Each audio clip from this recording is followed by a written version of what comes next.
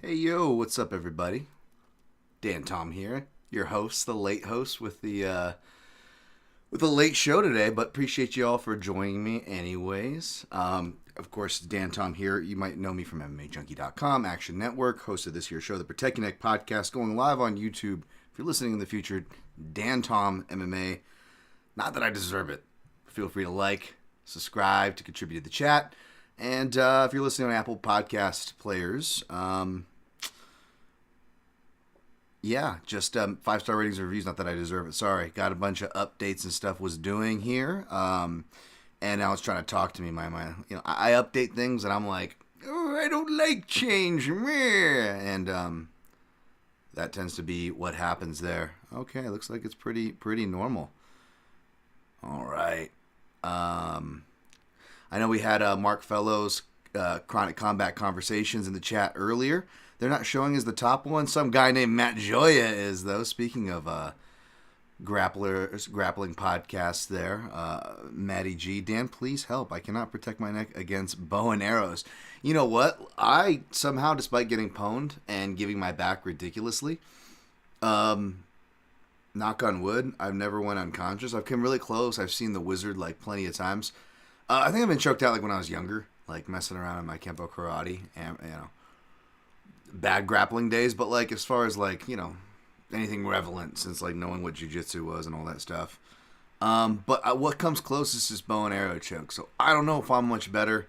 I got to get back into gi here. I got to get back into training. It's been tough. I gave myself a little haircut and actually fed myself for once. I don't usually do those two things. Been trying to cut my hair for like 3 weeks, and feeding myself has been been bad on the diet. But trying to reprogram that stuff. Not that you guys care. Just happy to see grappling friends in the chat. Always nice. James Kendrick, thank you for always bringing honest and thoughtful analysis. There are a lot of people in MMA space who pretend they know the sport, and it's sad to see. You, on the other hand, are very knowledgeable. Way too kind. Let's not set the D confess, especially when I'm late. Ghost Phantom in the house. What's going on? What's good, Dan? New thumbnail and timestamp looks good, my friend. Thank you. I will pass the compliments to the chef. It was my amazing girlfriend who got some good news that as stressed as I am, man, a lot of it's for other people. So when good people in my life get good news, I feel charged. I hope you guys too know what I'm talking about. So she's in a good mood and she deserves to be. We had some good news finally. Ramondo Martin, my man. Ramondo, one of the best in the business. Saw you on IG earlier, looking fresh, Ramondo, cruising in your ride, sir. Hope you're doing well, my friend. We're going to get to this breakdown. Shouldn't be too live of a show. Going to share it out now. And I know I always say that. Check the timestamps in the future and be like, you son of a bitch, Dan. But I actually do mean it this time. So let's see here. Let's see if I can get here to get going. Yeah, I'm still getting used to these timestamps. They're pretty cool, though. So I really appreciate them. I'm glad you guys dig them. Again, as much as I complain about being busy as late as I am, both literally tonight and just like with my promises, like Stitchers and SoundClouds, doesn't mean I'm not busting my ass and I'm not working in it. And it's not producing stuff, I am getting stuff done, but it is a one-man show, so it's a little tough. So I appreciate y'all for hanging with me. Going to tweet this out and we'll get going. Appreciate anyone being here. Ba-da-ba-bum, live now, breaking down hashtag UFC Vegas 69. Join here, DJ. Meh. All right, that's tweeted out at Dan Tom MMA is where you can find me. Might as well get that on the screen. Why not, right? Need a song. Hey, there I am. Right there. Aha. Okay, so we're going to be breaking everything down top to bottom as per usual. Check the timestamps if you're listening in the future. I'm doing those now. Thanks to the Jack Slack timestamp guy over there in the comments. Showed me how to do that. So hopefully I'll have actual professional timestamps for you guys. I'll try to mark it down as I go. But with my normal analysis, you guys know the deal. I'll probably, outside of maybe a fight or two, we'll probably block the prelims as its own block because I tend to go through those pretty fast. Not enough time to watch them live, barely enough time to study them. Props to people who do make the time, but again, a lot of craziness this week. Good craziness though. I was on the spinning back click. Thank you all for whoever joined me and the junkie fellas and ladies as well. Not this time, of course. Every Monday over there at 9 a.m. Pacific time, live on the MMA Junkie YouTube channel. I'll try to give you guys like a heads up if I know I'm going to be on there, and we can get some Protect Your Neck DT representation. It definitely helps your boy, so I appreciate that. I had another great watch along. Thank you guys for joining me. Got to shout my guy Ant Walker at Ant Walker MMA. Me and him have a good time. Me and him just vibing in general, but also getting our reps and trying to stay professional. Vibing in general. It's really nice. Make sure you give my man Ant Walker a follow. My man Mike Pendleton in the chat. My man Dan. What's up, Mike? Good people over there. We got some more good people going further east from Chicago to Jersey. Jersey, Rebel. Dan Urban. It's Jim Miller Fight Week. Jersey. That's right. I don't know where Dan is in Jersey. Dan, you in Bergen County, Dan? Huh? You out there in Salem? Out in the boonies? Where you at, Dan? You don't gotta reveal. You're from Jersey. That's all that matters. Yeah, we'll get to Jersey time. Jersey Jim, baby. Jersey. Yeah, I'm excited for that. For a really crappy card, folks. I mean, you guys know we got Jim Mila-san time. Jim Mila-san. We got THICC WILLIE-san. We got THICC Willie in the house. It's gonna be huge in Japan when he gets there, but he's in the UFC. Let's see if he can stay and make a fulfill his tenure. We'll get to that fight too. Of course, that'll be from top to bottom. Check the timestamps. Going to do a quick recap of UFC 284. Amongst the brief recap that I give and plug over to the podcast feeds that I did with Ant Walker MMA. Of course, there is recap and fallout talk of all kinds of sorts on the Spinning Back Click. A lot of good stuff to check out there. And again, also did just a fellow friendly analyst site. Did Heavy Hands the couple weeks before. Joined the Fight Site guys, Silas and Christian. Yeah, that's right. Really good dudes. Listen to them on the podcast feed again. Me, I love me some Fight Site podcast feed. So I've heard them before. Forbidden Technique podcast. They always got sweet intros on their stuff. So I was happy to break it down with them. So hopefully, you sickos who care to listen to my thoughts so much. Hopefully you guys got your fill, and I can breeze through, not too lengthwise heretofore for the results, which I of course have written down. I've got everything written down this week. I'm gonna shout things that I didn't write down or that I wrote down last week and forgot. My guy, D loves _turmeric_tonic. That's right, the turmeric-tonic.com. Use code PROTECT15 for 15% off. Make sure you use that. Spell turmeric right. Now it sounds like I'm spelling it T-U-M. It's T-U-R-M-E-R-I-C. I didn't have to look down for any of that. You see, I had to focus a little bit, but I did not look down. But yeah, no, there's nothing to look really down on anyways here. My notes are a bit incomplete, but I wanted to give my guy a shout. I got to order some more turmeric tonic, especially getting back into the workout regime. Want to get back into the wrestling rooms and all that good stuff. Physical happiness is tied in with mental happiness. So I joked about not making time for that, but really it's bad. I really got to make time for it. No excuses. I just really was trying to, I did extracurricular this week, and was trying to stay on top of it in other areas, so it's just tough. There's just, it's a tight schedule. What are you going to do? All right, as far as picks go, how do we do? We went 1 and 2 and 3 and 3 and 1. 3, 1 and 1 for the main card. 3, 2 and 1. 4, 2 and 1. 5, 2 and 1. 6, 2 and 1. 7, 2 and 1. 8, 2 and 1. 8, 3 and 1. 8, 4 and 1. Well, Brenner to Hugoff. 8, 4 and 1 overall. As far as pick goes, a surprise, folks, it was yet another losing night. I think I might have actually broke even or came close, or maybe even had one winning night. I have to look back. I might not even have tracked that night and told myself I was going to go back and track it. So I might have actually had a losing. I've lost so much. You just get used to it, and it doesn't feel like I've had a winning night. In fact, even if when I cashed bets, and I did cash one bet, and I had. Again, folks, why I always say the analysis is different from the picks than the bets. The analysis was actually, surprise, pretty damn accurate, if I can say so myself, but can't put my chest out. Not that I do, not that I am, not that I'm programmed that way, which is the most unfortunate part of not being able to even have that option. I'm not going to bump my chest because the Picks actually weren't too bad, as we saw. You could argue it was 9-3-1, right? The bets were bad. We went we went 0 for 4 this time. We didn't even hit 1. Not that even 1 matters. You get at least the Mamaro credit for the round robin. Missed Crute sub round 3, although again, we'll talk about that. It was a chaotic fight. He went for it. What else can you ask? We cashed Emmett Rodriguez does not go the distance plus 100. With my luck being so bad and my record being so bad as of late, and again, I'm not really wired to do bold and brash statements. I try to stay more realistic, God forbid, and still somehow get proven miraculously wrong as if I was out here making bold predictions. I did want to say, and just like I did a card before, I can't remember what it was. It was a little more slightly chalky, but really playable chalk, and it was arguably the best bet of the card. Rodriguez Emmett being at plus money was the best bet of the card. I should have went with my first instincts and just bet the main event goes to decision, which would have cashed and still wouldn't have saved my ass, so maybe it doesn't matter.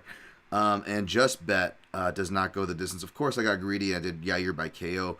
Yair KO round 2 for plus 1150. Both those were so close to hitting in exactly the way I called it, which we'll get to, but of course it did not. Delo round 2 was a miss, and so was Porter. Jesus damn, the way you read. Porter by sub, of course, was a clear whiff and a miss. Which happens at heavyweight. That's the thing. That's why it's annoying when you miss, because people are think some asshole. That's what I hate the most, by the way, is people who and that's what I found out when I actually gave a shit about some of y'all's betting stuff and was trying to help out in that regard. I saw that most of you guys, which is funny because it's it seems like the type of people who would accuse other people of being outraged culture, or calling people libs, which I love that. People are oh, you just hate Makhachev, you lib. I'm I picked Makhachev, and I'm not a lib. It's a shout out to the Southpaw meme. It's has Han Solo doing the shrugging his shoulders with a shit-eating grin for those not watching the screen, and it says it's call me a what do you call call me an anarchist. Call me a commie. It shows, and it keeps just showing Han Solo not caring, and then it goes, call me a lib, and it's Han Solo giving the finger, getting in the face confrontation with what did you say? Don't you ever, I almost felt like sharing that, but it was just so silly, these comments, that you really can't respond. And that's, of course, I'm going off into Makhachev fans, which of course we all have tales of, because again, you could pick and bet on the guy, but if you don't suck the dick just the way the fans like you to, which is really strange since they're very homophobic, a lot of them, they get very, very, very upset, But not even them alike. What I was saying is just what our culture in today kind of programs us to do, to love drama, again with betting scandal threads or whatever. You look at it, the people liking or trying to do things, they weren't giving credence to any of the people out there trying to help. They weren't giving credence to anyone actually lending actual facts, being actually genuine, responding respectfully, promptly, and honestly and forthcoming, as I tend to try to do, whether you like me or agree with me or not.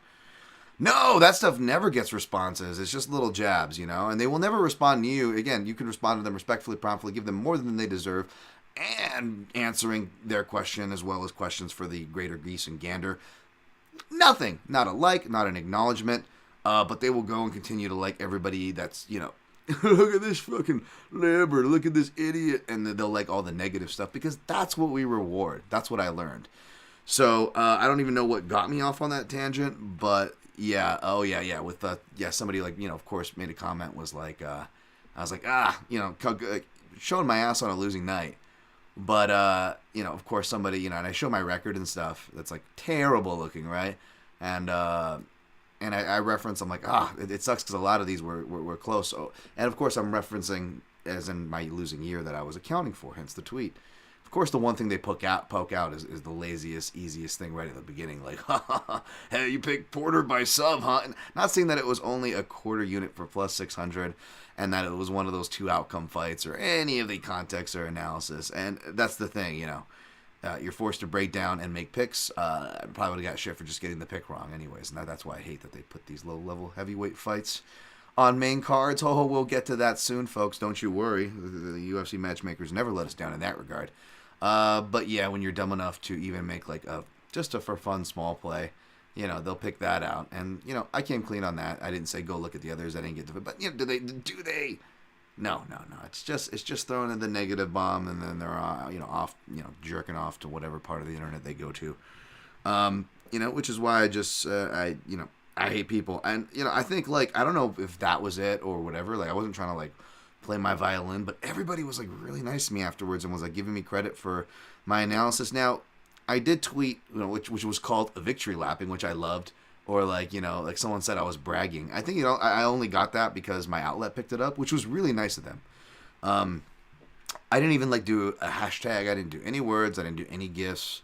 No exclamations. No jerking myself off. Just simply posted the last paragraph from my prediction, which wasn't even a bold prediction. To be honest, between you and me, and I said this in private chat when I thanked my outlet. I said, to be honest, guys, I didn't even think this was the craziest call. The co-main event was a crazier call that I had on the same card. And again, allow me to take a break from kicking the shit out of myself as I tend to overly do at a disproportionate amount of the time, which is ironic for people saying that I victory lap.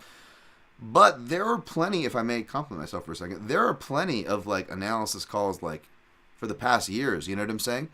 So, but the thing about this one was it wasn't even a bold, audacious call, which again is not my style. My thing was just whether it was the Makhachev fans, whether it was the bettors with the betting line, or a smaller percentage that I'm obviously, is less annoying because you don't really have that with the Volkanovski fans. But yeah, you got the hardcore Volk people. You just had hardcores with hard opinions on either side with no give. No give for a sport as volatile as MMA. No give for talents that are proven pound for pound. No give for the weirdness of MMA. It just, so I had a fairly mild and conservative prediction. Was it spot on in a bunch of ways? Did it age well? Sure, yeah, I guess. But it was fairly mild. But yeah, people were oh, you victory lapping. Do you post your losses? And I'm like, buddy, how lazy are y'all? All you have to do is go to my very previous post. You don't got to scroll the timeline. And it's me showing my ass for the umpteenth time this year. With record in tow and attached. I did it all for you. So I know you shouldn't give credit. Dan, what are you wasting time for? There's always going to be trash. I understand that, but you guys know me. I'm a man of principle, and it's you don't got to agree with me. You don't got to like me. That's not even the thing. I don't even want you to like me. I don't even want you to agree with me. I don't even think I deserve amazing things. You know what I'm saying? You can shit on me, and I'll probably agree with you. All those things. But when it comes to certain things, you're gonna call me dishonest, you want to call me that I don't account for my losses, say that I victory lap, the things that I am you want to go bark up that lazy tree and be you don't even train media guy. Again, I'm a nerd, I'm nobody special, but I'm also the last motherfucker you can go to and say you don't put your due diligence into training, you haven't given enough to the sport, because that's fucking factually false. So there are certain things that I refuse to just give and say the sky is not blue when it is a blue, and things I feel principally strong about. But yeah, it was a shitty night, as you can tell by my little rant there as far as betting goes. It was good as far as, this is why, that's why I was glad that I didn't bet on the main event, because it's hard. I'd be lying. I probably would watch back, and it's mixed emotions. I definitely... This is why I would never bet if I did, but at the same time, this is my beat, and it's my only way to get reps, so I'm going to have to balance this line of bias for these live broadcasts. But yeah, this one was harder this week. The other week, I didn't care. Everybody was getting upset, or the pay-per-view before, oh, doctor stoppage, or this or that. I lost money on those things, and I was the first person on the broadcast that was no, sensible. I even called it in real time. It was a punch.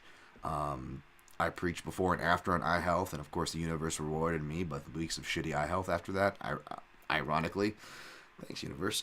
But yeah, this one was oh, that really took the heart out of me, because it was tough. I didn't bet a lot, so I didn't lose a lot. But all I needed was that Yair round sub, to get the TKO instead of sub in round 2, or Crute get that sub in round 3, and just one of those had to have cash for me to have made back my entire bankroll what I was risking.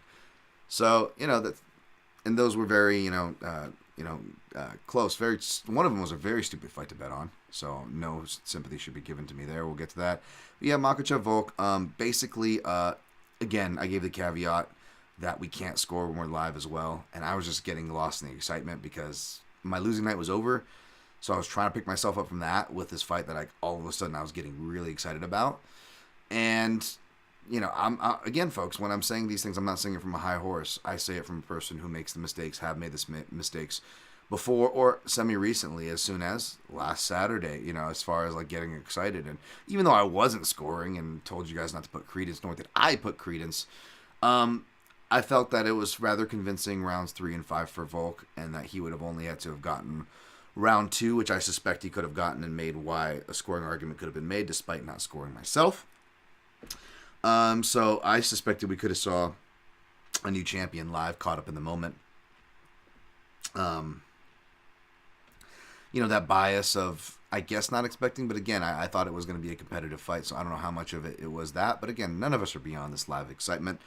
So on rewatch, and a lot of people were like, okay, it's not even that, like, Volk lost, it was that 4-1 scorecard, and Derek Cleary was an out-judge a lot of the times that night, including, not the most questionable scorecard.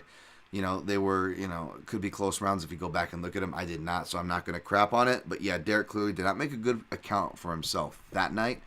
And to be honest, Derek clearly, I disagree with so much as a high-level judge. I probably disagree with him the most, to the point of I used to get him confused perpetually with Doug Crosby. Just because I would just disagree with Cleary's cards so much that, not so much, but more than anybody else to where I actually notice it, right? To the I was like, wait, isn't it Crosby was the bad one, or is it Cleary? And that's not to shit on Cleary. And I say this to set up the fact that when I went back to rewatch it, I'm not going to go and crazily litigate it because I already had to rewatch it for the Fight Site podcast, and then having to jump back over and get back on the studies and books for this week. My brain could barely hang on to so much, so I can't even make hard arguments. Not that I would, but I actually ended up scoring it in line with Doug Crosby, 4-1 Makhachev.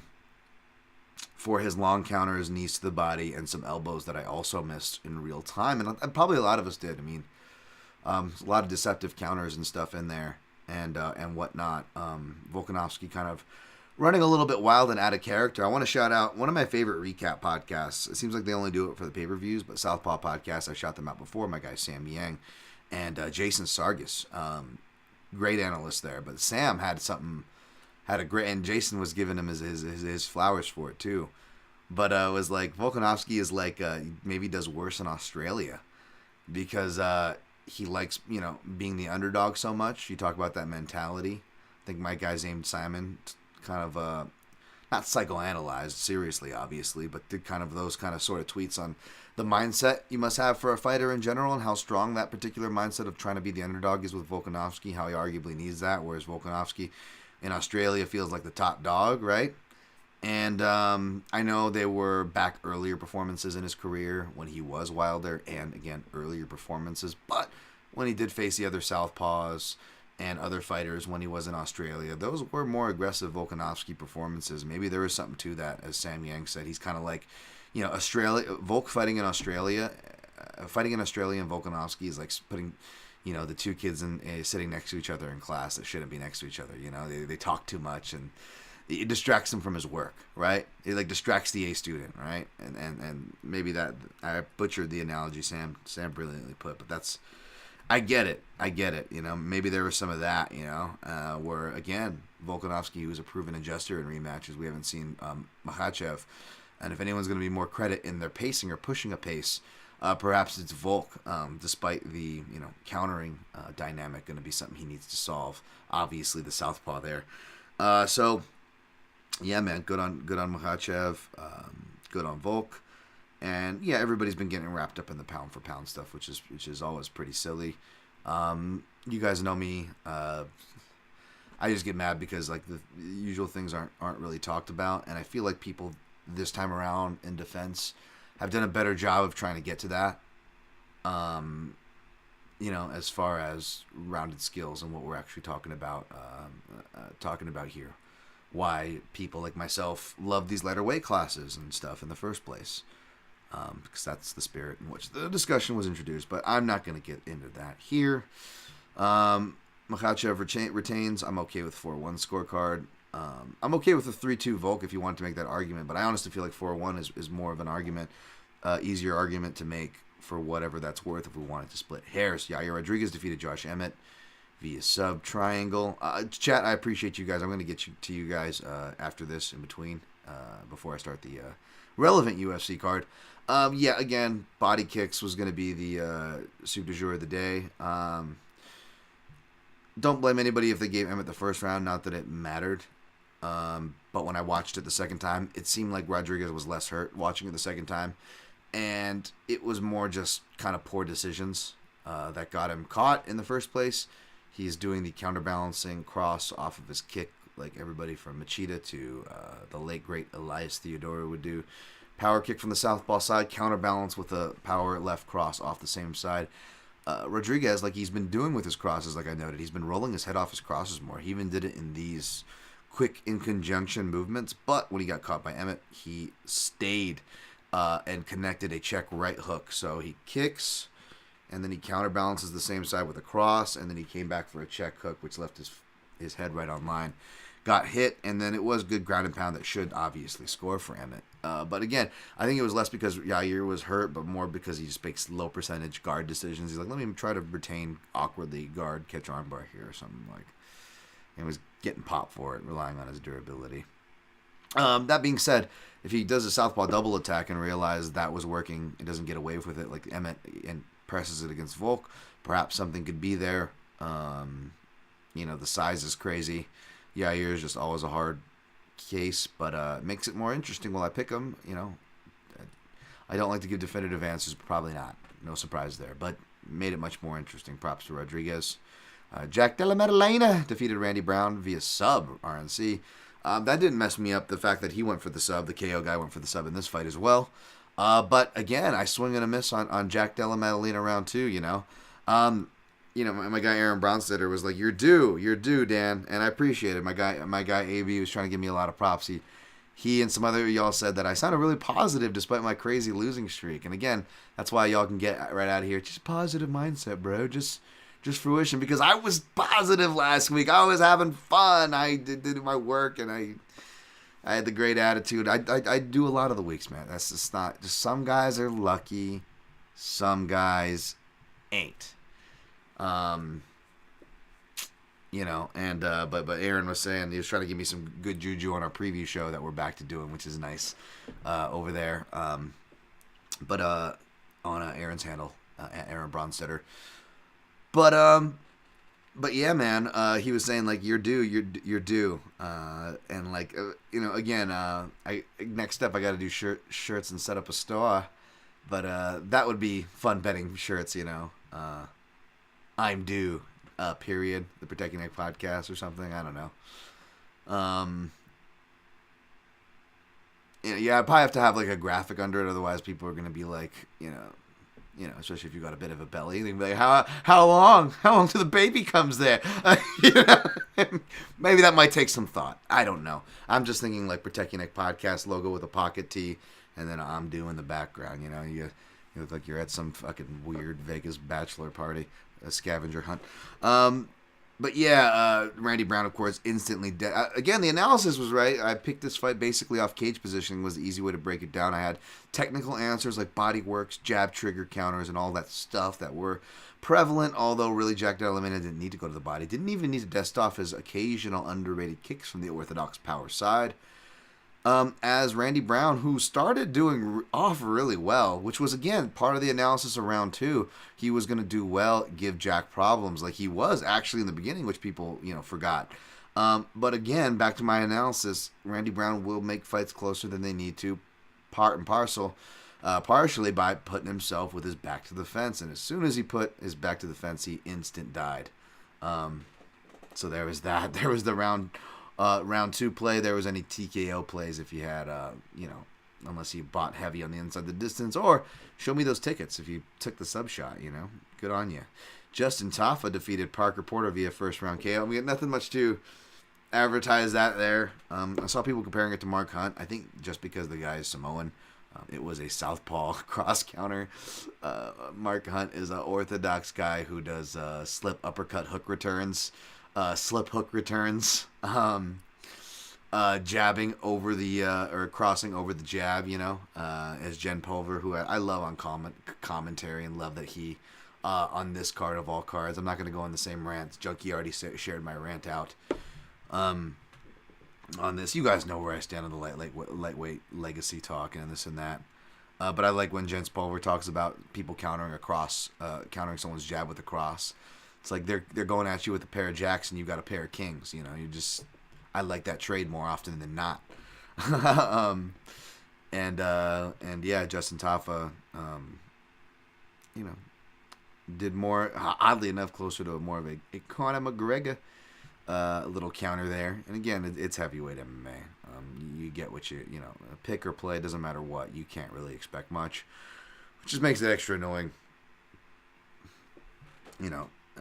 People pumping chest out on that. Jimmy Crute versus Alonzo Menafield is a majority draw. Apologies if the draw cost you guys a scorecard. Hopefully you at least got pushes in your houses.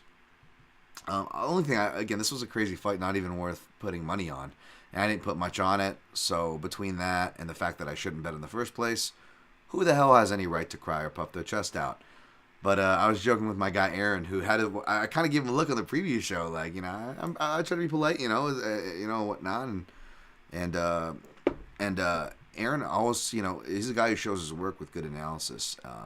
But I was like, oh my gosh, he was like, well, I was like, I'm not gonna lie, that's kind of a crazy parlay piece that it sees round two, and that sounds crazy for me to say, because well, Dan, you're sitting here betting one dude to win by a particular method in round three. I mean, you know what I'm saying? And granted, again, that was a high plus number single shot sprinkle fly, or however you want to consider it. But just to point out again, man, it's just, this is just how it goes at MMA. My mentality or my reasoning was, again, it's a low amount, it's a high number, which could be justifiable on its own. But as far as the volatile matchup, if it does get to round three, Menafield does not have a good round three in him. And Jimmy Crute has went 5 rounds in the regional scene. His fights always end in round one. But for people that forget, in his initial scouting report coming in, one of the big highlights was his cardio. Not just because, again, he's went there and won regional championships that went the distance, yada yada, but just the gym stories as far as cardio. So the rough and tumble, he also showed the mentalness to get through it. But again, man, just wasn't meant to be. Could have made the night there. Happy for my guy Aaron. Happy for any of you guys that cash.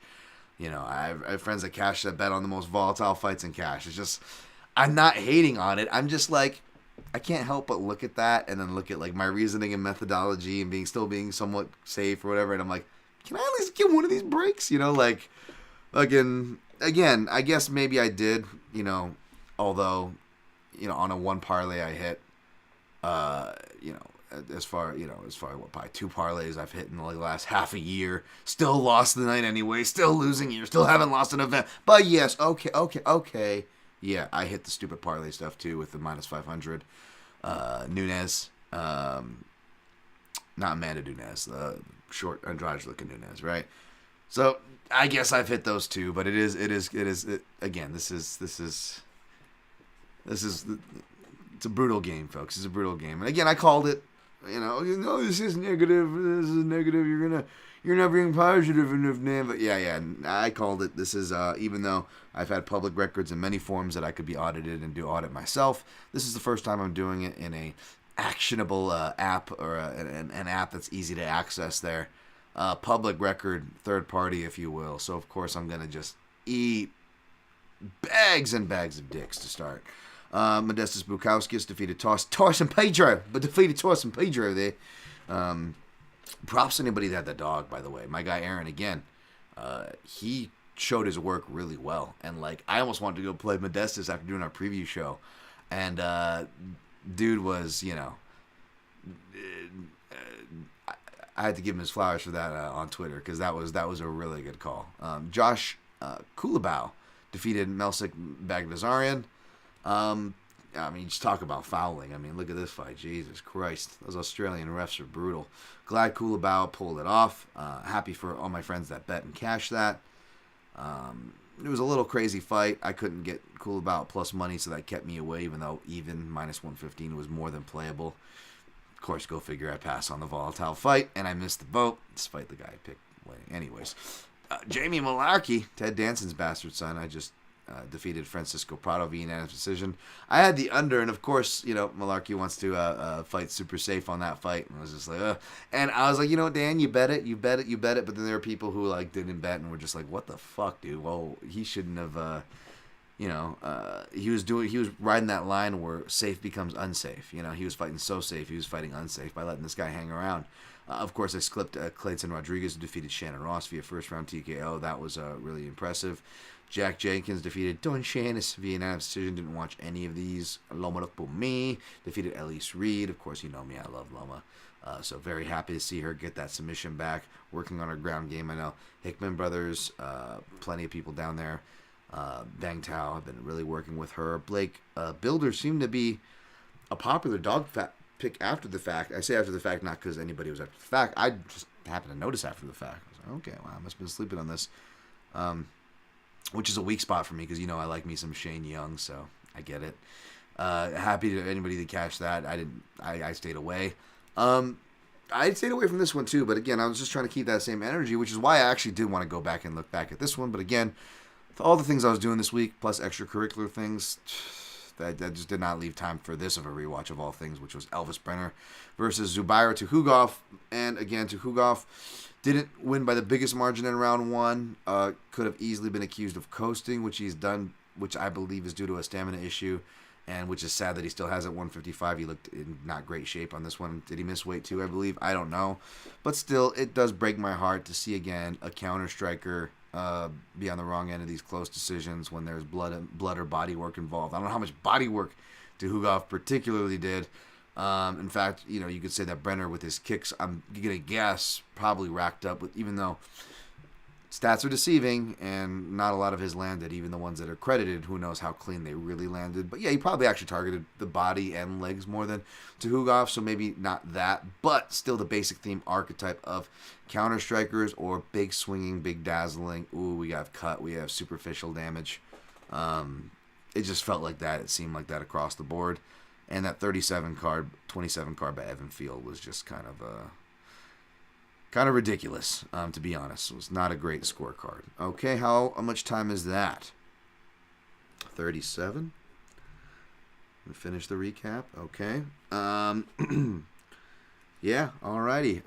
I'm not gonna bother to do the any of the Amazon shouts or On It ones. On It doesn't give me a list for the click-throughs that I have at mixedmartialanalyst.com. Not going to do a full plug. I don't deserve it. But in case you guys are the people who are still patronizing those links, again, you just click through.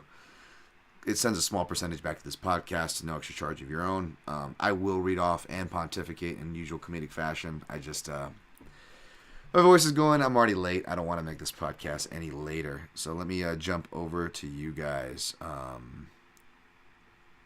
James Kendrick, I can't protect my neck against crucifix assassin chokes, if you know what that is. Crucifix assassin chokes. I'll have to look that up, my friend. It'll be another time. I apologize. But as Robert Drysdale said when someone asked, because he used to be a coach at Extreme Couture when he first moved up in 2008, someone asked Robert, what's the best defense when for an RNC when they already have it locked? And he's like, well, it's easy. Don't get there. It's always the cheeky answer, but, I imagine crucifix a lot had to have gone wrong before you get put in whatever the crucifix choke is, in other words. Hater, Umar Nurmagomedov. Yeah, I saw that with Aljo. Yeah. Yep, yeah.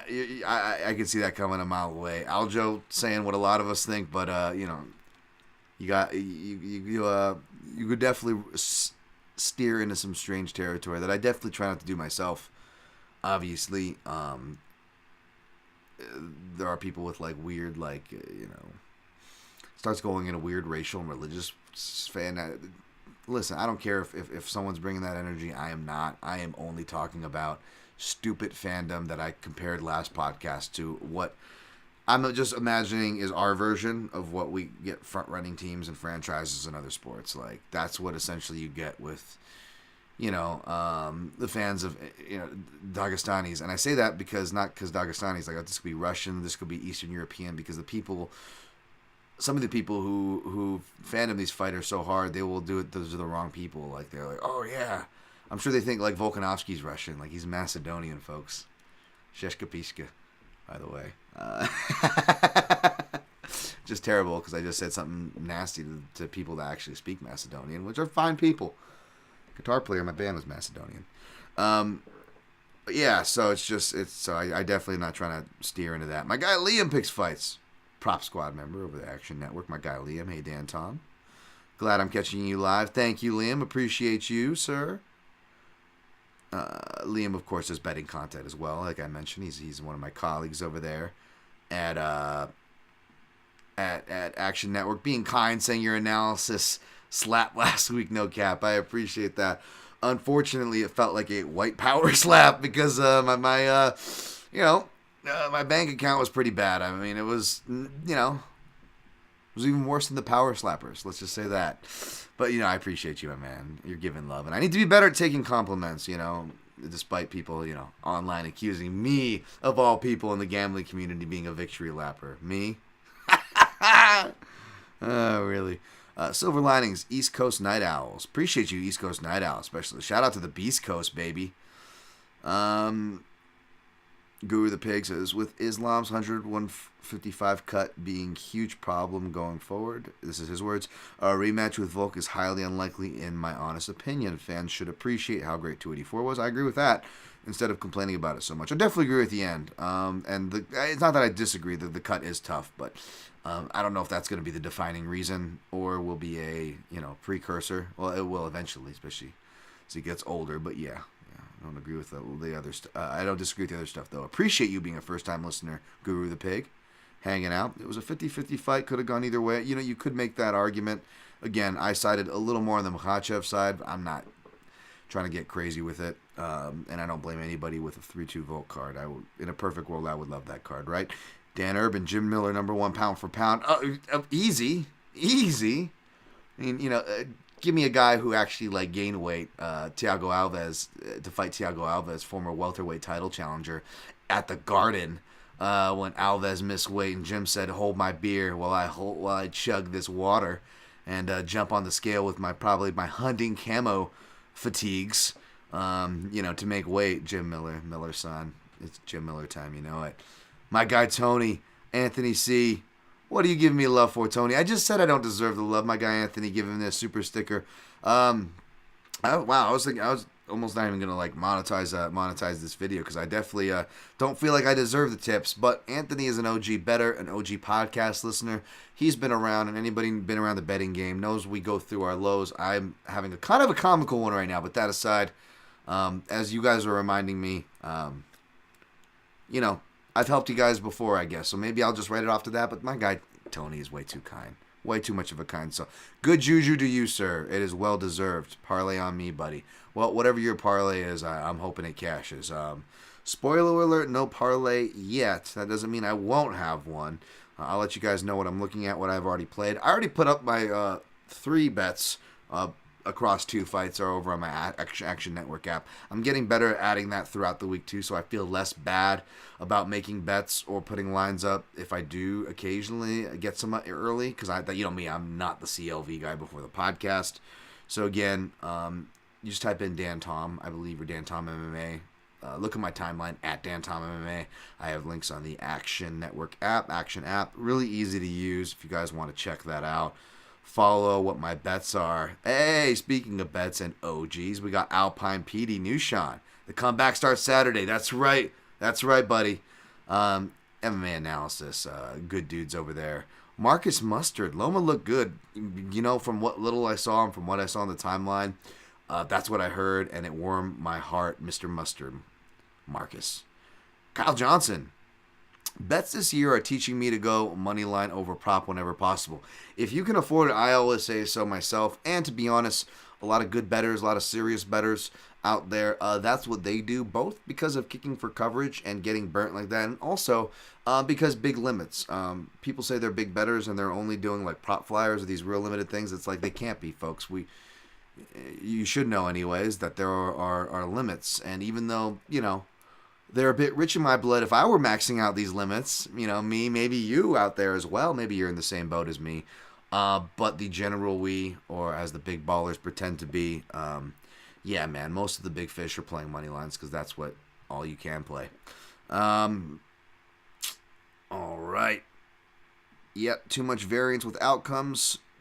Easier to just ride with the potential winner, Kyle Johnson says. I don't disagree with that at all. Appreciate the banter going down there. Nandalao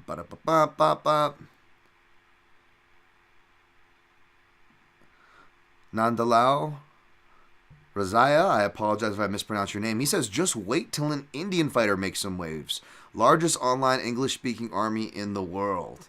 Oh man, I love India, man. I get mistaken for being from there, so of course I got love for my brothers and sisters from India. I don't. It doesn't matter what country. I just hopefully they can all be turned down from the Khabib Makhachev fan base. I think we can all agree on that. Again, it has nothing to do with race or whatever. It's just that crowd seems to be the loudest, right?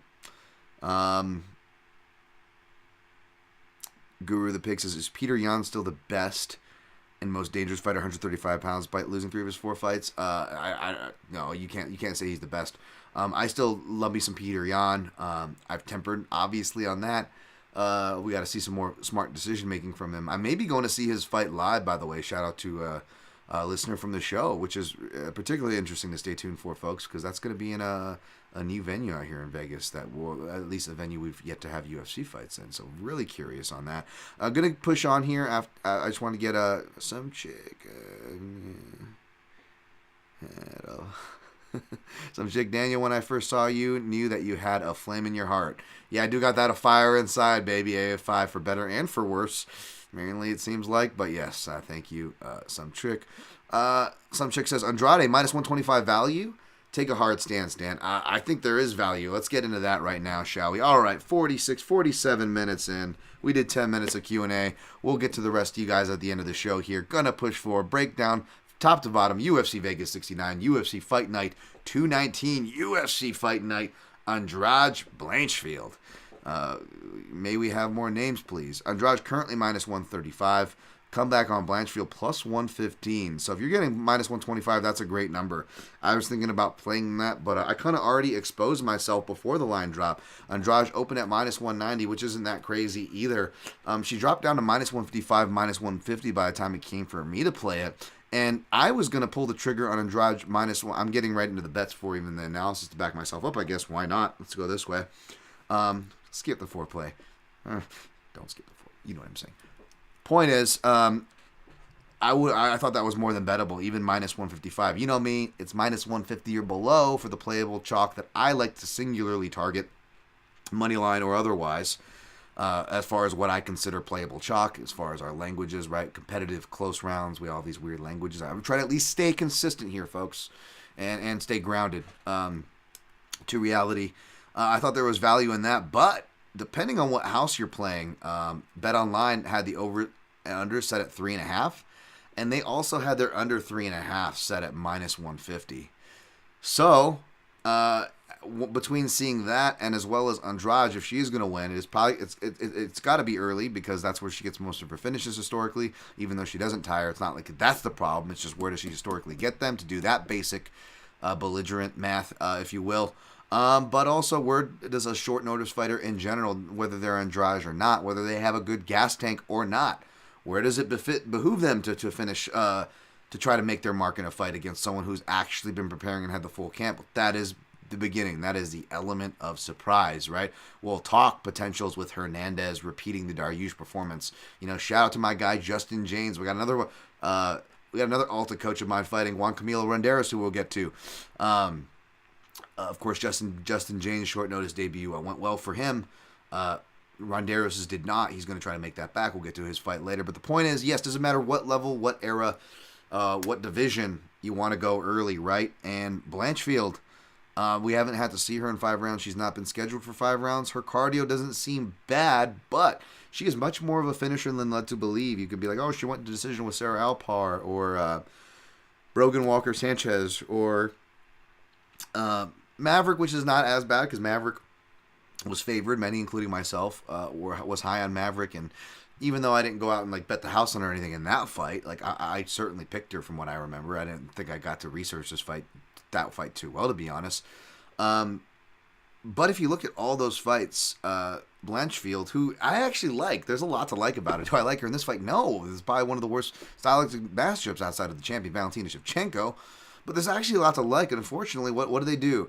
They have her, again, in that Miranda Maverick fight. That was a curtain jerker fight, was it not? Like, you've got two prospects killing each other, and you make it a curtain jerker in the prelims where, surprise, surprise, whether it's her, this division, another female division, or any of the lighter weight men's divisions, they all get buried to the damn prelims, despite them being meaningful fights, promising fighters who you are trying yourself as the promotion to build up in one of your weaker divisions. I need it. But God forbid we skip on an opportunity to put heavyweight force-fed crap and slop it to us on the main card like we're in a fucking pig trough. God damn it, Mick and Sean. Sorry. I would be open for them to chew me out like behind closed doors, by the way, since they don't do anything in public. Like, at least I would then get like their explanation as like to why. Like, is there a fetish? Like, should I like be respectful? Am I fetish? Am I kink shaming by like calling this out? Like, what's going on here? Anyways, the point is, and again, you didn't have to like, that was another contender versus contender matchup versus Santos Blanchfield. Your thoughts on that aside, whether you were excited for that aside, again, at least it's a meaningful fight. But my pet peeve is not that these fights are headliners. I understand they're not the most sexiest headliners, though I would take them if we're splitting hairs over the heavyweight, light heavyweight stuff that they traditionally shove down our throats. What upsets me more is, again, they don't give these fighters the proper build. Like, how do you expect the media to know them? How do you expect the fans who are, investing in this crap to know or to care if you yourself, as the promotion, keyword, promote, are not promoting? How?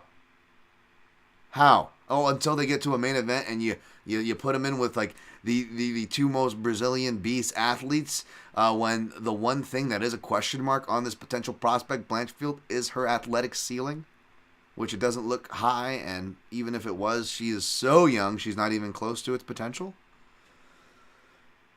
Okay, but yeah, I like Blanchfield, and back to the point I was saying about her decisions and her being a finisher, tying it back to the point of my under 3.5 play at minus 150, is that she actually is very aggressive and has a reliable process to the point of, like, Brogan Walker-Sanchez, I believe 2 of those rounds, Sarah Alpar, I think rounds 2 and 3, like, at least one, arguably 2 of the 3 rounds, the fighter was saved by the bell. So again, they went to decision, but like, she's doing the same passing. It's a real, again, she's not athletic, and it's going to sound crazy comparing her to Usman. Again, not apples for apples here as far as high percentage choices, both entering her takedowns, completing them with her chain selections, once she's on top, when she chooses to advance, all of that whole process in between that whole neighborhood of sequencing.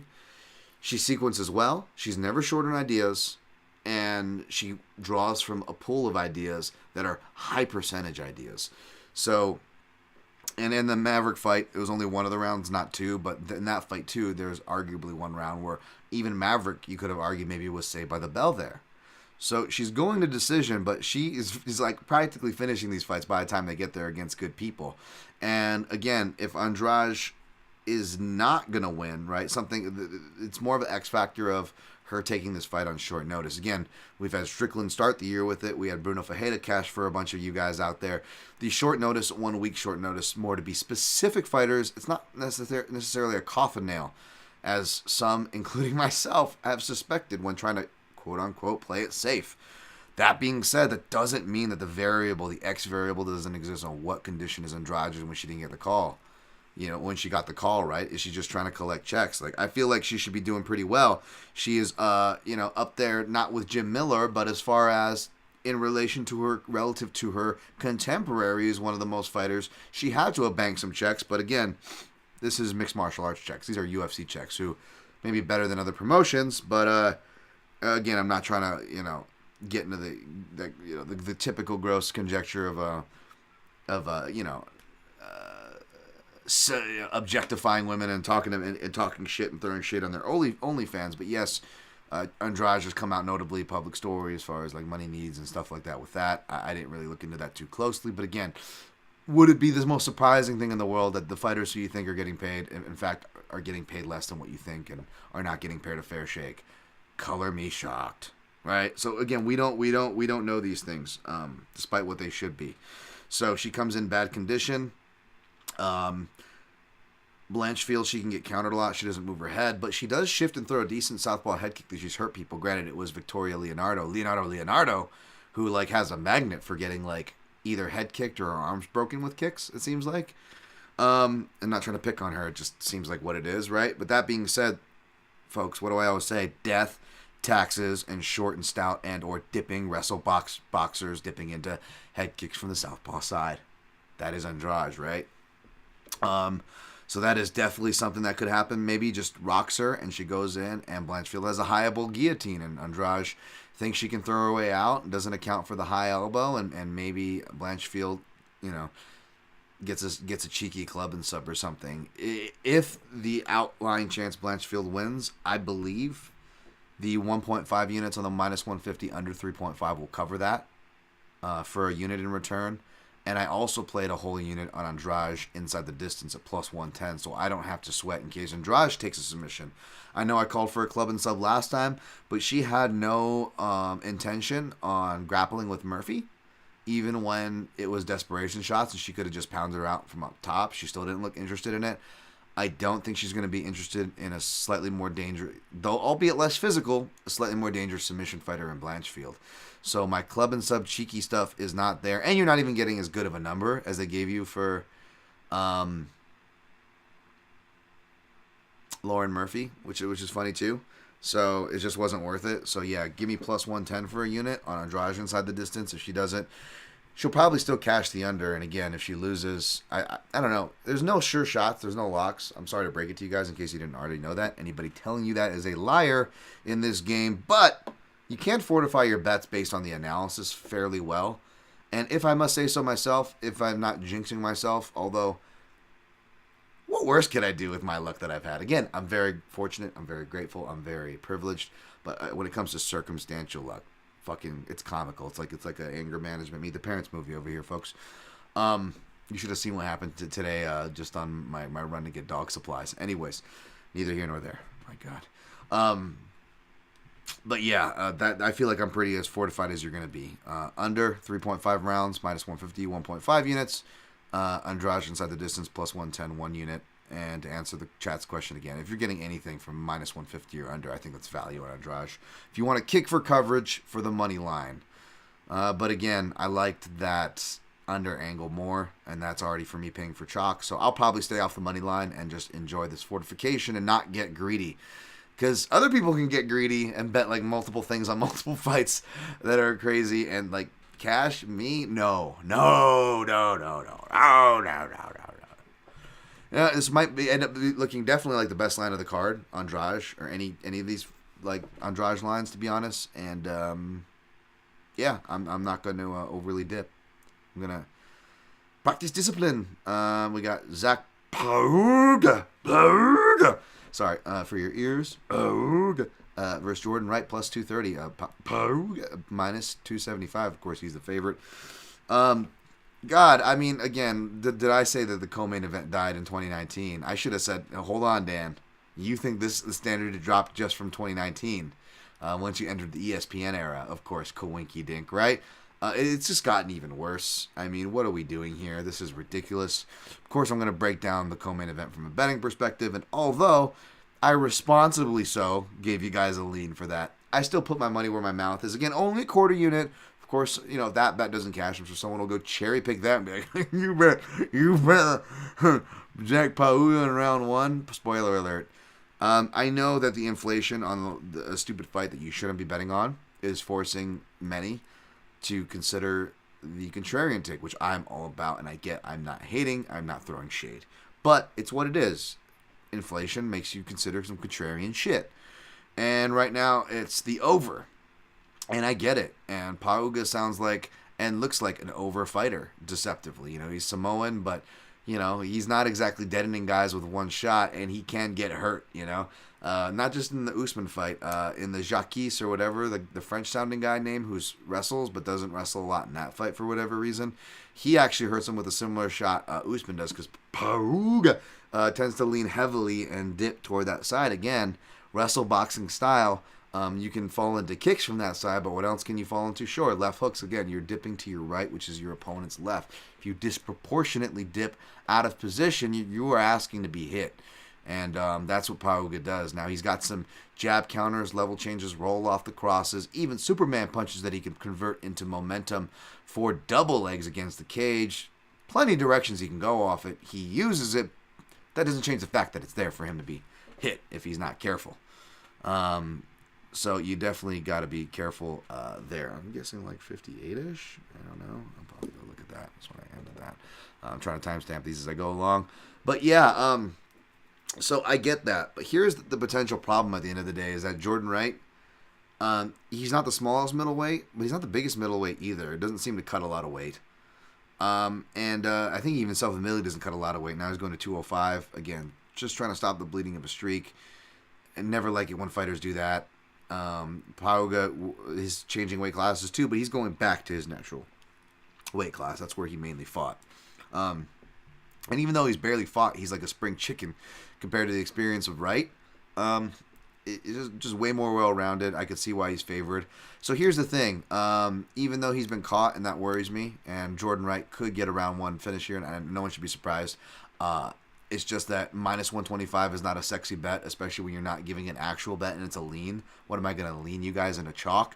And B, I couldn't even put my money where my mouth is on a lean or a pick, because those pick the fight to finish in round one or round two were, again, God bless y'all that you get to build your records off that. If I got round three or decision props, if I got finishes in round one or two, if I got all these crazy fucking options that y'all get to get that I would have cashed big on, but I never get to play these lines, maybe I would do okay too. Maybe I would put that as a lean. Maybe I would put that as a bet.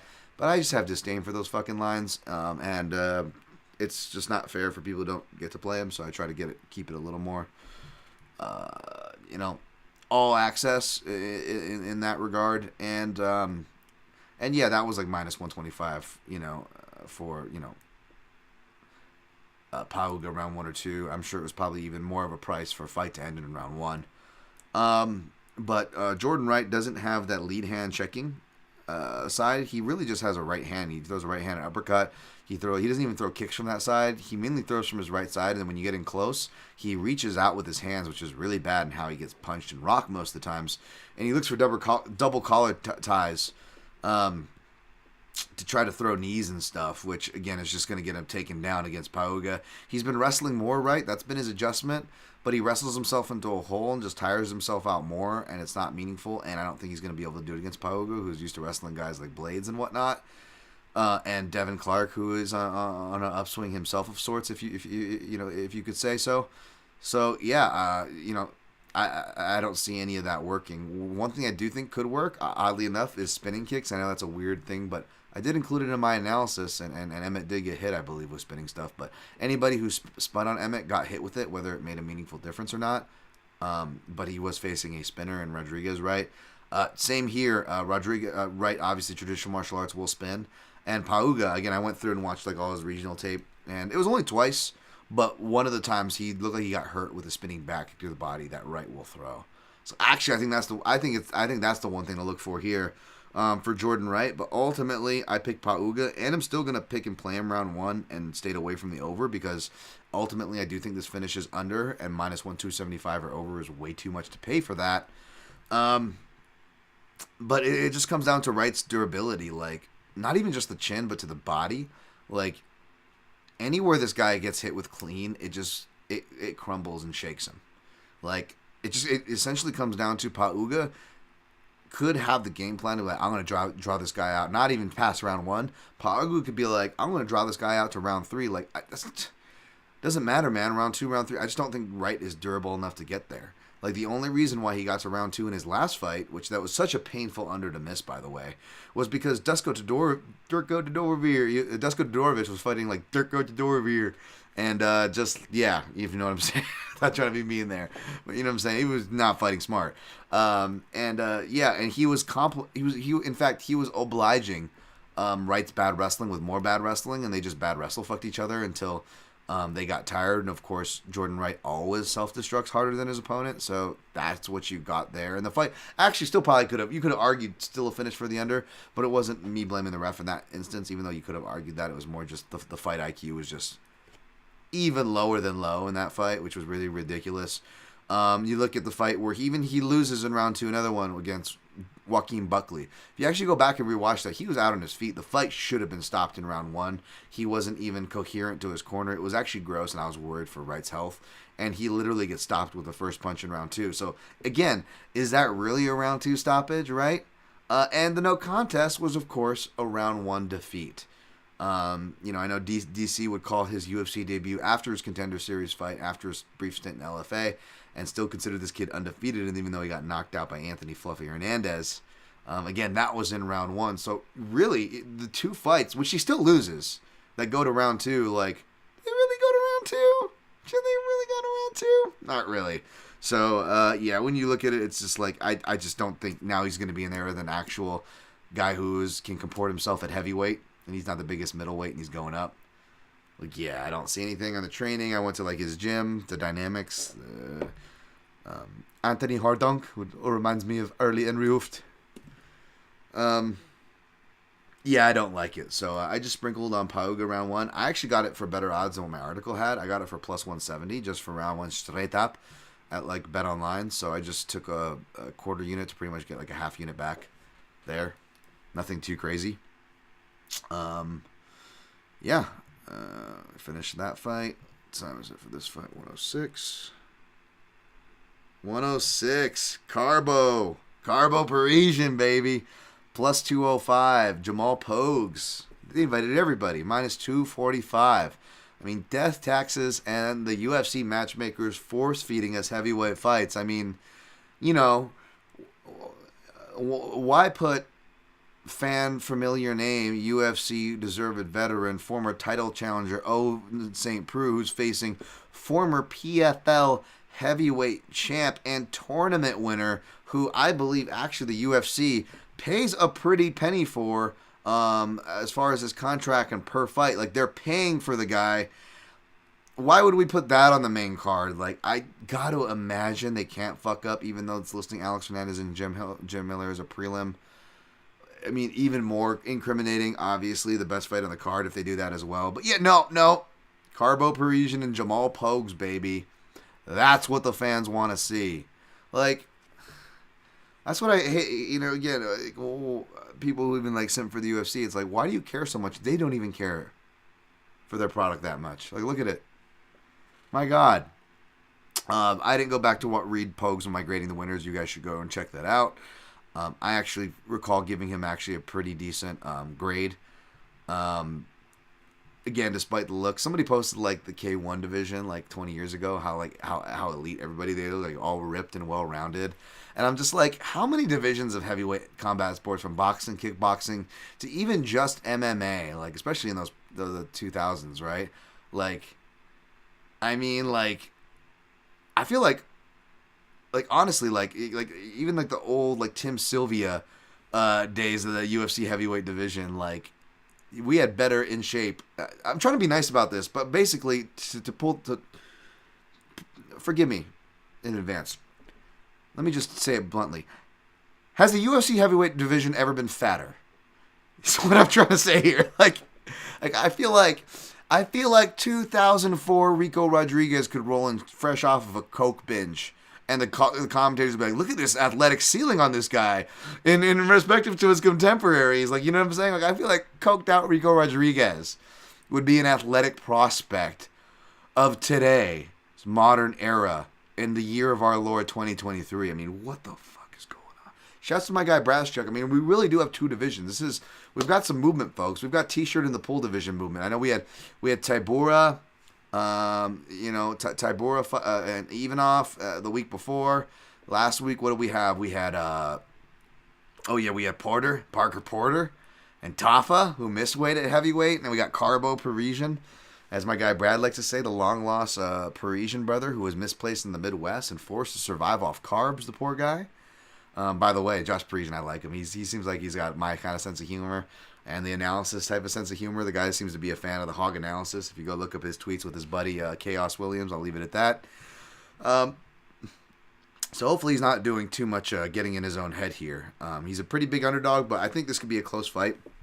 You guys are probably going to have to check out my quick picks and prognostications. I don't think Pogues should not be the favorite, but by this much. And will it matter as far as my pick? Should it matter as far as a play? Because let's be honest, this is a fight where you should stay away.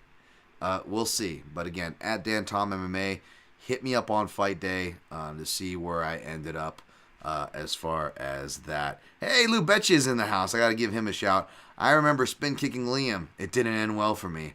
I don't blame you, Lou. Liam is a savage. Liam is a savage, son. But again, Lou, me and you, buddy, I always got a room on the bench next to me if you want to come hang out with me, Lou. That's always welcome. All right, we got moving down to the main card. I mean, what's one light heavyweight fight? Why not two? Again, not former UFC title challengers who have headlined multiple fight nights and multiple events who fans are familiar with a guy you're paying top dollar with who's won $1 million tournaments and titles outside the organization that share your sister broadcast company ESPN Plus. No. Prachnio versus THICC Willie. Again, I'm a THICC Willie fan. Phrasing. So obviously I don't mind, but objectively, what are we doing here, folks? What are we doing here? We got THICC Riri-san minus 120. What are you guys doing betting on THICC Willie? Like, he should be the dog here. I should get a nice plus number on the unit that is THICC Willie. Unit, of course, I'm talking, how English folks refer to really built men. He is a unit there. Oh, he is right. He's a right unit, that one, eh? Bosh. I'm going to turn to Big John if I keep eating any more Chineses. To be honest, it's opened at pick'em, and it probably should be closer to a pick'em, but I'm honestly surprised that Prachnio wasn't favored, and I'm mad that he wasn't favored more, because when I got to looking at the fight, to be honest, I'm just going to pick Prachnio, and I probably should here still, but I actually ran decent tape on this fight, not just going off my THICC Willie fandom like you guys think. And I was like, oh my God, we're getting a ridiculous price on Prachnio. This line is stupid. Now, I still think he should be the favorite, and not by a long margin, but again, a little more discernible, at least a discernible favorite at the very least. He is not, and after watching the tape, I can kind of see why.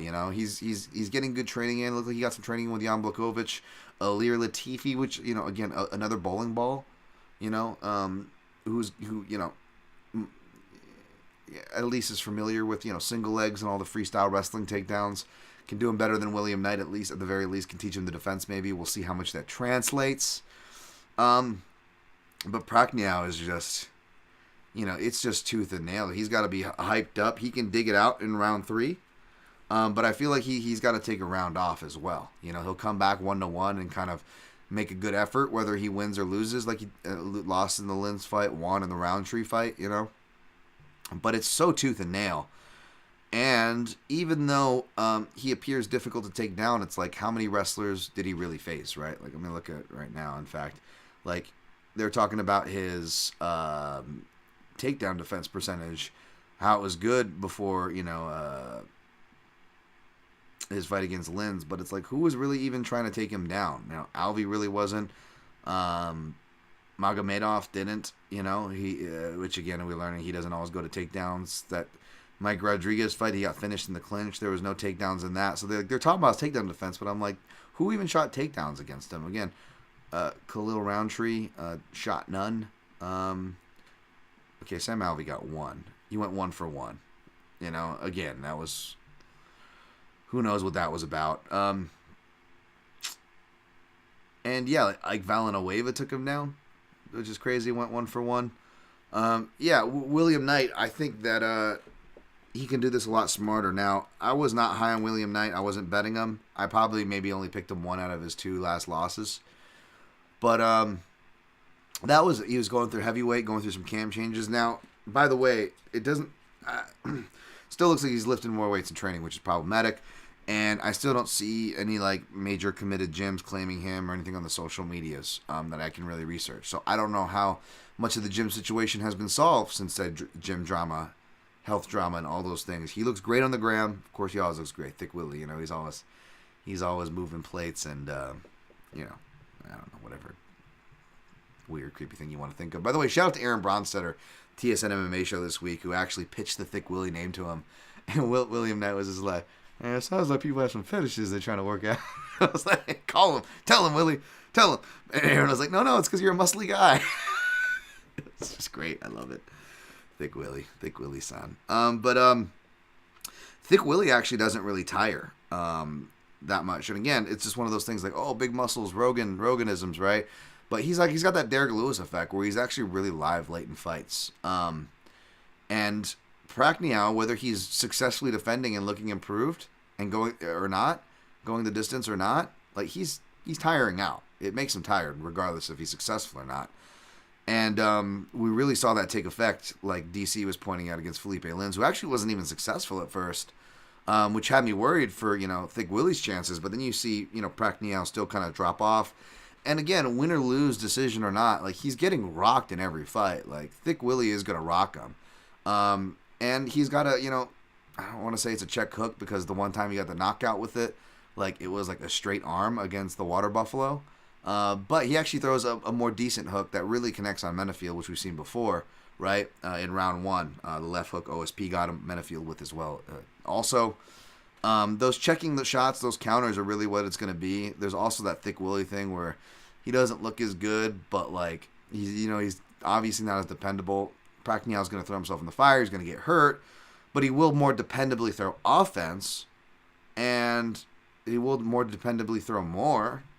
So if you want to pick him for that reason alone, I wish you the best of luck. You actually have plus money. Like, I don't blame you. You're going to be sweating. This is probably not a fight you should bet. I should probably stay away, but I'm probably going to end up picking Thick Willie here, even though I know it sounds crazy because, like, oh, Dan, you like ogle over Thick Willie. Like, of course you're going to pick him. Like, no, I don't always pick him, and I definitely don't always bet him, folks. Untrue. Yes, I do love me some Thick Willie, though. But, I mean, you know what I'm saying. I will say, God, I'm getting hungry. I've been eating all day. I was like a smoothie today.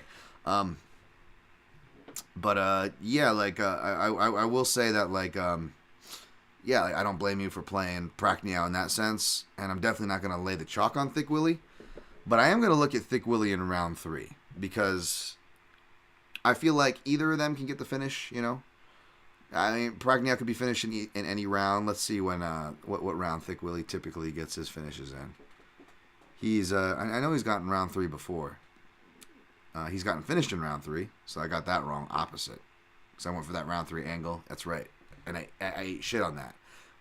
Just because I ate shit on it doesn't mean it's not there for this one, right? He can pull it out. I know it was super close against Menafield there. Round one. Yeah, most of his finishes actually are in round 1. He's got 1 round 2 finish.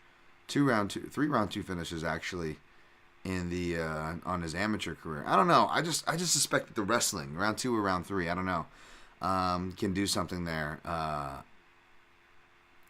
for Prachnio. I want to look what those odds are or what he is by submission, but it would have to be something stupid like that, like for high odds for me to even touch this fight. What is Thick Willie sub? Plus 1,200. Yeah, I might sprinkle just a little bit on that because he'll grab a neck or something stupid and he won't let go. And Prachnio seems like he's very submittable. It's just no one's really tried yet. Otherwise we go, what? Thick Willie inside the distance, plus 150. See, he's just as liable to win a decision. Maybe like you bet the over in this fight. What's the over looking like? Over 2.5. Places are kind of split depending on where you're looking for the over. The over 1.5 is chalked up, and it opened as plus money, I'm going to guess. No, opened as minus 150. All right. Wow, okay, so they figure this one's going to go long. What's night by decision, then? Professional, doing it all on here, huh? I actually taped this fight. I just didn't really, peruse the betting lines that close, to be honest, because I'm not trying to bet this fight. Plus 450, it opened at plus 330. And then what's Thick Willie round 3? 900. What do we open at? That's 1,000. Eh, 900. I don't really like that. Yeah, I don't know. We'll see. We'll see. Maybe I throw like something funny by sub or something. I don't know. It's not nothing I'm rushing out there to bet, folks. We'll treat this one like it's the main card. Then I'll break and speed break down the rest. How does that sound? We got Alex-Hernandez minus 225. Jim Miller-san plus 190. Yeah, I didn't take this fight yet, to be honest, but let's be honest. I'm probably going to be going with Jim Miller, and I'm probably going to blind bet him and ride with Jim Miller. It feels dangerous. If he's going to lose, it's going to be like how Alexander Hernandez came in and beat Southpaw Beneil Dariush in short notice, right? It's going to surprise him. Jim Miller's old. It could happen, right? But despite Hernandez being 3-1 against UFC level Southpaws, right? He beats Beneil, then he beats OAM, which is pretty impressive. That wasn't a replicable fight we've seen at a high level since, unfortunately, for Hernandez, so hard to count on that. Of course, he lost to Dober, and he beat... Gosh, where's it off the top of my head now? Sorry, folks.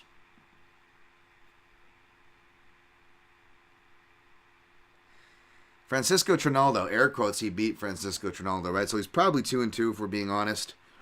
And the 2 wins, if again, we can always play this game. It's unfair to the fighters, but the 2 wins, if we count them as 2-2, were kind of outliers in 2 different ways: an abrupt finish and a prolonged fight that we have against a decent guy that we aged well, deceptively well, but we haven't really seen any kind of replication of it since.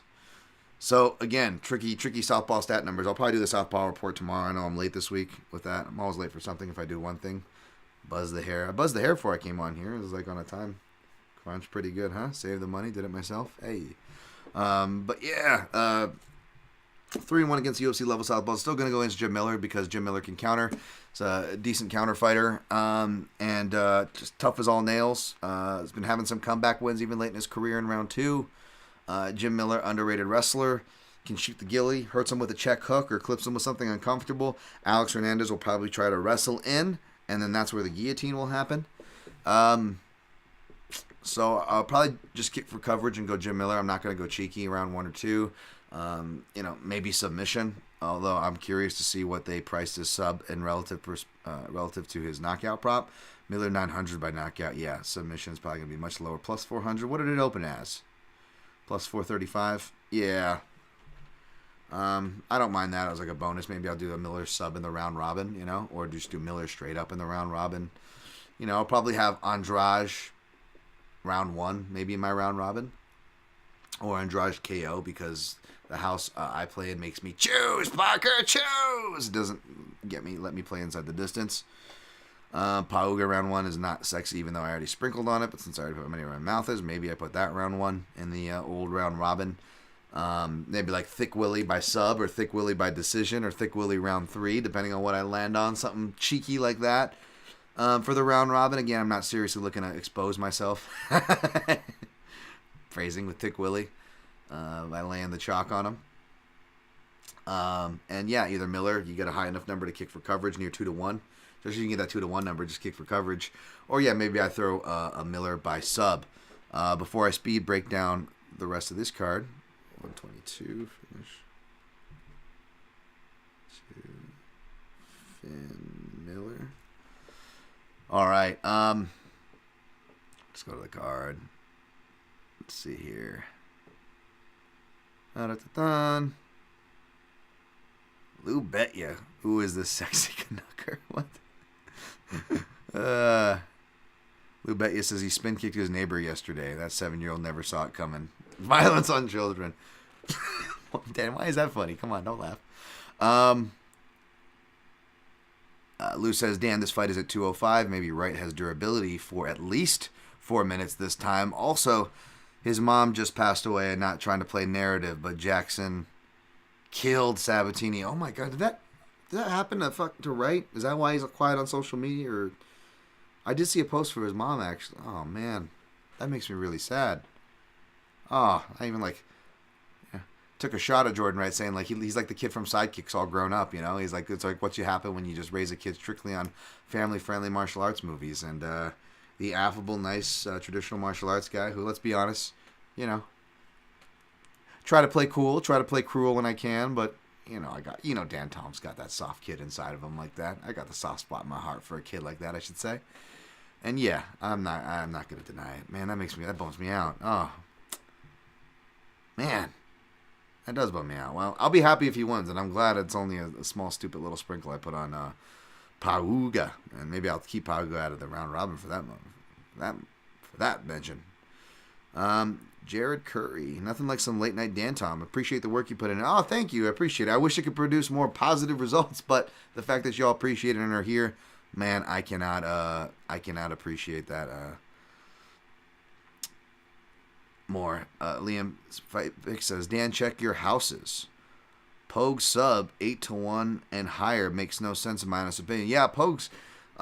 Grappling is where he puts most of the bread and butter in his game as far as where he's, on paper stuff. I think he's like a purple belt in jiu-jitsu. He's won some Naga tournaments. Like, he's actually made efforts in there. I know it's heavyweight. It's not getting great strength of competition there, but still, it's a guy who goes for it. And they're going to put big numbers. Maybe there's something there. I'll have to look into that, Liam. Appreciate you. Jared Curry says, death taxes and THICC Willie posting way more weightlifting than MMA content. Absolutely. I mean, THICC Willie should just start an OnlyFans for weightlifting content. You know what I'm saying? Knight is a local level grappler. Good observation. Okay, alrighty. Da Un Jung tape aging like milk for old THICC Willie. Yeah, that too. I mean, Da and Jung, you find something that works to keep going for it, but then we'll make just, again, bad. I hope I didn't come off bad with what I was trying to say last time about the Korean fighters. I love me some Korean fighters, but let's just say hype Korean fighters and Big Chalk is a warning sign. We'll just say that. I don't think he was Big Chalk Da and Jung against THICC Willie there. But yeah, that did not age well. Oh my goodness. Although, yeah, let's ask my man Brad. That was the first fight with the Venom shorts, and he has some kind of two-snake theory. Anyways, you'll have to ask him. Mark Mustard says, THICC Willie, old buddy, old pal, get a little sprinkle. Yeah, rooting for anybody that plays THICC Willie. I'm rooting for him. I can't recommend anyone lay the chalk, especially for a guy I didn't expect to pick. Kyle Johnson, Miller, and Hernandez are actually kicking off the main card. Wow! Like, what the heck happened? What went wrong for them to actually get it right with a lightweight fight? A lightweight action fight. Like, my goodness. Like, you really have to be trying this bad when you look at the disproportionate amount of light, heavyweight, middleweight, and heavyweight fights and how much the lightweight roster takes up. Yet, we got to fight tooth and nail to get some lightweights on the main card, folks. It's pretty ridiculous. All right, going to speed break down through the rest of this. We got Myra Chitara Buena Silva, minus 500 versus Lena Landsberg, plus 400. Yeah, I don't know what's going on, Lena. Didn't she retire a bunch of times? Isn't she 40 now? Not that I'm ageist, believe me. Especially for the older ladies in there. But Chitara, too chalked up to touch. I would look at a sub prop. I might put a sub prop in a round robin. You might not be too surprised to see that. She will go for it, better or worse. Let's just hope that if she doesn't get it, her heavy-handed strikes score enough damage on Lena Landsberg's damageable face. I don't mean that in a cruel, mean way. She just cuts and shows damage very easily. And hopefully that will win her the round in case this thing squeaks to decision. Outside of Chitara by sub, I'm not looking to touch it.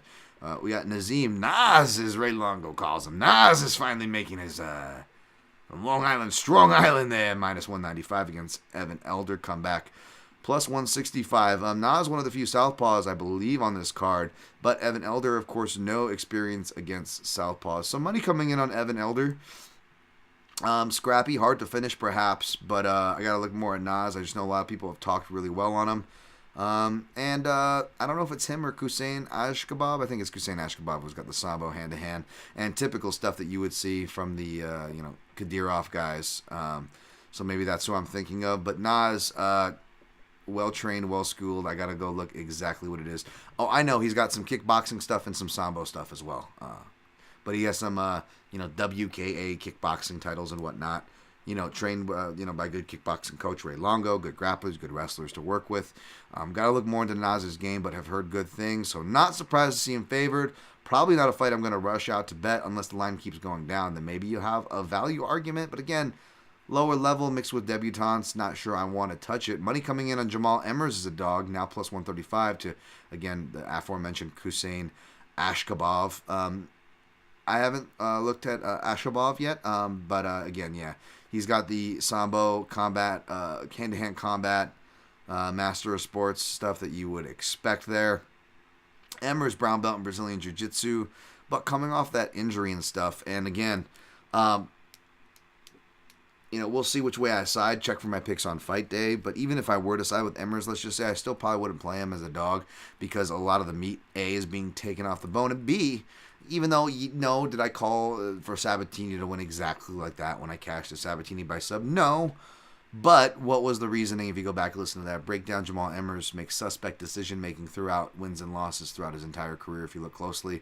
And the fight IQ jumped out to me. So if that kept me away from the last time, it'll probably keep me away this time. But again, check on fight day.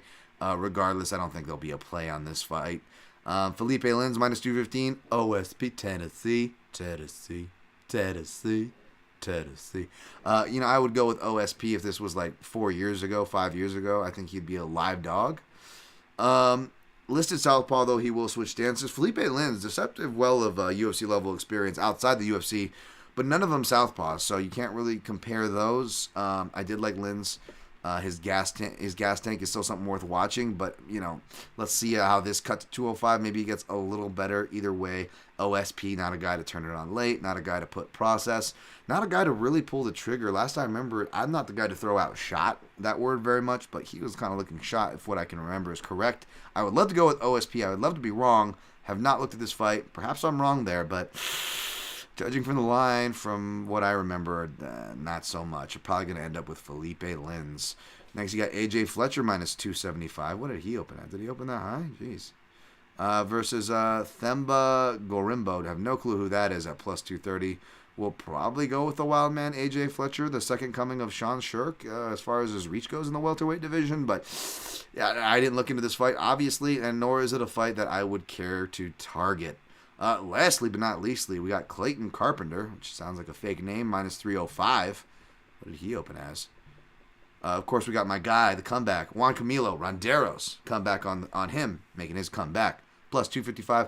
I'm going to be too biased for this one, folks. I know I've picked against fighters with bias at Extreme Couture, but it's like fighters I don't know or don't know really that well at all. Like I got a legit history with Juan Camilo Ronderos.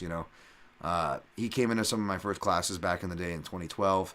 I fell off and suck, but he kept to the grindstone and kept at it, and was undefeated as an amateur, 4-time champion at Tough Enough, one of the most accoladed amateur organizations. Went undefeated on the pro scene, even out of quality wins over quality names like Eric Shelton, going 5 rounds. But that they took the fight on short notice. Against a technical guy like David Dvorak was a tough fight. Obviously, we saw what happened.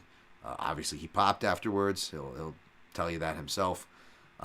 Which, say what you will, and I know maybe not the best case to make a stand or whatever, with bias included and all the other details, of course. But I am just saying, and I do keep the same energy.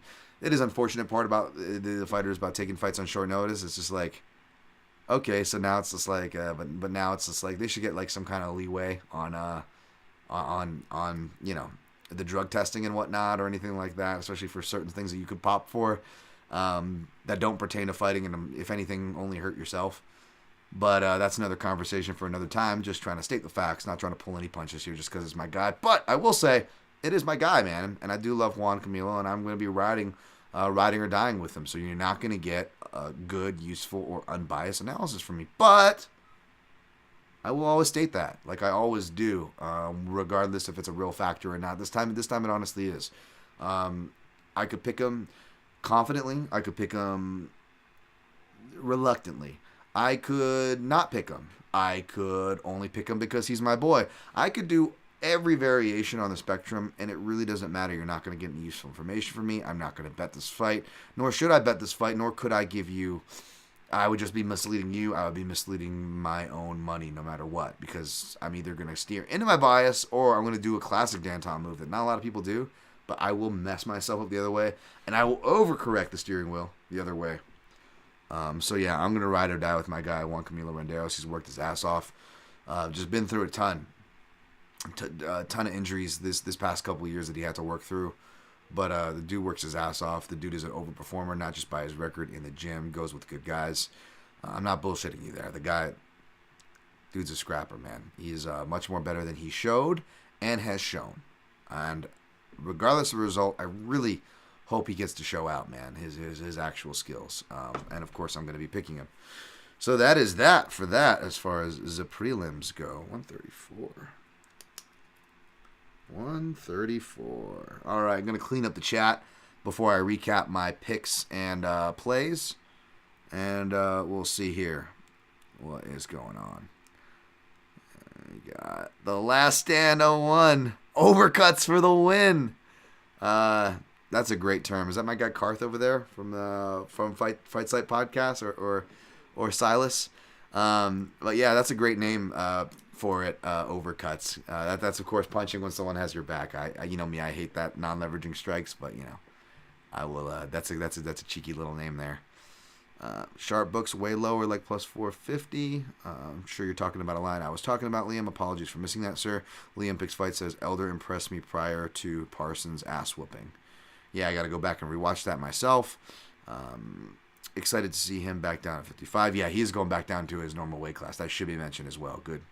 Good shout there, Liam. Themba, not polished, but massive reach advantage. Okay, yeah, I'll have to look closer into that one. Of course, I will post my picks on Fight Day and plays as per usual, what I end up on at Dantom MMA. In a perfect world, I would love to give it to you guys early on this podcast, hell, even before my Action Network posts, and be like one of the cool kids posting all my hot takes and picks and plays and bets in the beginning of the week so I can brag about value and stir the pot and get the anxiety and the FOMO all going that you all love to do. I hate it. I don't do it. I can't do it. I try to do it. I can't.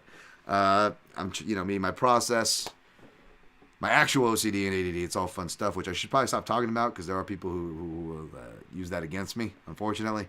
But I'm just trying to be real with y'all, man. I'm trying to be real, you know, and I will talk to people, like colleagues, like about like day-to-day stuff, and like I feel like I'll just get like a blank stare, but then I'll hear like guys like who are on the prep beat, even though it's a different beat than me, obviously, and they travel.